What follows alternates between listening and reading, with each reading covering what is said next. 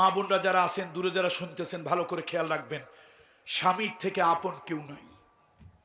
আর স্বামীরা যারা আছেন ভালো করে শোনেন, এই পৃথিবীতে সব থেকে আপনার আপনজন বন্ধু হলো আপনার স্ত্রী। পৃথিবীতে আল্লাহর সৃষ্টির প্রথম সম্পর্কের নাম হলো স্বামী আর স্ত্রী। বলেন, আল্লাহর সম্পর্কের, আল্লাহর সৃষ্টির প্রথম সম্পর্কের নাম কি? স্বামী স্ত্রী। এই জন্য একে অপরের আল্লাহ বলেছেন, হুন্না লিবাসুল লাকুম ওয়া আনতুম লিবাসুল লাহুন্না, তোমরা হলে তোমাদের স্ত্রীদের পোশাক, স্ত্রীরা হলো তোমার পোশাক। আপনি গরিবের থেকে গরিব হন, বাদশার মেয়েও যদি বিবাহ করেন, এখন আর বাদশার পরিচয় তার নয়। গরিবের থেকে গরিব যদি আপনি হন, গরিবের স্ত্রী হিসাবে তিনি পরিচিত হবে। স্বামী স্ত্রী দুটি জীবন মিলে আলাদা থাকে না, দুই জীবন মিলে একটি জীবন হয়ে যায়। আল্লাহু আকবার। স্বামী স্ত্রীর দুই জীবন মিলে কয় জীবন? এক জীবন। কিন্তু আমার দেশের কিছু মহিলার আছে, মহিলার তো এখন পাওয়ার, মহিলাদের অনেক ক্ষমতায়ন হয়েছে, যার কারণে কিছু মহিলা আছে পুরুষদেরকে হুমকি দেয়, এই বেটা কথাবার্তা ঠিকঠাক মতো বলিও, লাল দালানের ভাত খাওয়ায় ছাড়বো। লাল দালান বোঝেন তো নাকি? হ্যাঁ, জেলখানার ভাত খাওয়ায় ছাড়বো। তো নবী নূহ আলাইহিস সালামকে লোকেরা, কয়েকজন লোক এসেছে, বলতেছে, নবী আপনি একটু দূরে সরে যান। কেন? বলে, আপনার স্ত্রীর উপরে আল্লাহর গজব দেওয়া হবে, আল্লাহ লানাত। আমরা মানুষের সুরত ধরে আসছি, কিন্তু আমরা মানুষ না, আমরা ফেরেশতা। আল্লাহ নবীর দিলের মধ্যে একটু মায়া লাগলো, দিলের মধ্যে দয়া লাগলো, স্ত্রীর প্রতি, জীবন সঙ্গিনীর প্রতি একটু মহাব্বত লাগলো। নবী একটু দ্বিধা দ্বন্দ্বের মধ্যে ছিলেন, একটু হেজিটেশন ফিল করছিলেন।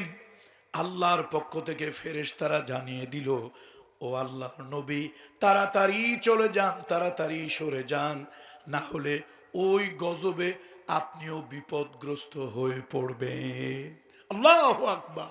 নবীর স্ত্রী গজবে ধ্বংস হয়ে গেল, শেষ হয়ে গেল। ফেরেশতারা লানত দিয়ে বলে, এই মহিলা, এই জাহান্নামের টিকিট নাও, জাহান্নামের টিকিট নিয়ে দুনিয়া থেকে বিদায় হয়ে যাও। কি অভিশাপ! নবীর স্ত্রী কিসের টিকিট পাইল? জাহান্নামের টিকিট পেল।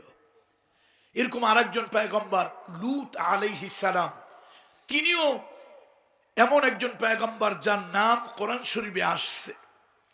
সেই সম্মানিত নবী, সেই নবীর স্ত্রী যত খারাপ চরিত্রের লোকদের সাথে তার সম্পর্ক, সম্পর্ক বলতে দৈহিক নয়, সম্পর্ক হলো আদর্শিক। বলেন তো কিসের সম্পর্ক? আদর্শিক সম্পর্ক। এই আদর্শ সম্পর্ক, নবীর আদর্শ মানে না, কিন্তু সমাজের মধ্যে কিছু উল্লুক মিয়া, ভাল্লুক মিয়া, ডবলু মিয়া, বল্টু মিয়া আছে, ওদের সাথে ওদের আদর্শ মানে চলে। আল্লাহর পক্ষ থেকে ফেরেশতা এলো জর্ডানের সেই জায়গায়, আল্লাহ তাআলা আমাকে নিয়েছে জর্ডানে, সেখানে আমি নিজে দেখে এসেছি, আমার বড় ভয় লেগেছে। আল্লাহ, আল্লাহু আকবার। একটা গোটা কমিউনিটি, একটা অঞ্চল ফেরেশতারা ধরে উঁচু করে এমন ভাবে আছাড় মেরেছে, কিয়ামত পর্যন্ত এখানে কোনো, এই জায়গায় কোনো শস্য শ্যামলা ইত্যাদি হবে না। আল্লাহর কি লানত! সেখানে গেলে ভয় লাগে। পয়গম্বর লূত আলাইহিস সালামের স্ত্রী নবীর খাবার খেলো, নবীর সাথে এক বিছানায় থাকলো, নবীর আদর্শ না মেনে, নবী যে আদর্শ প্রচার করেছে, কালেমা প্রচার করেছে, সেইটা গ্রহণ না করে খারাপ মানুষদের আদর্শ গ্রহণ করলো। আর সেই নবীর স্ত্রী বরবাদ হয়ে গেল, ধ্বংসপ্রাপ্ত হয়ে গেল, গজবের ভিতরে পড়ে গেল। নবীর স্ত্রী হওয়ার কারণে গজব তাদেরকে বাঁচাতে পারলো না।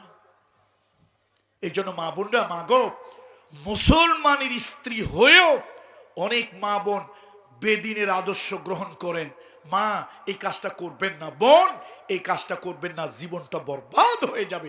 এবার একটু যুবক বন্ধুদের উদ্দেশ্যে বলি, আল্লাহর পয়গম্বর নূহ আলাইহিস সালাম বিশাল বড় একটা জাহাজ তৈরি করেছেন, সফিনা। বিশাল বড় একটা সফিনা তৈরি করেছেন। আল্লাহ তাআলার হুকুমে সব প্রকারের এক এক জোড়া প্রাণী ওই সফিনার ভিতরে, জাহাজের ভিতরে উঠাচ্ছেন। কিন্তু দেখা গেল নূহ নবীর সন্তান কেনান, কি নাম সন্তানের? ওই কেনান জাহাজের ভিতরে ওঠে নাই। নূহ আলাইহিস সালাম তার সন্তানকে খুঁজতে লাগলো, কোথায় গেল আমার সন্তান? অনেক খোঁজাখুঁজির পর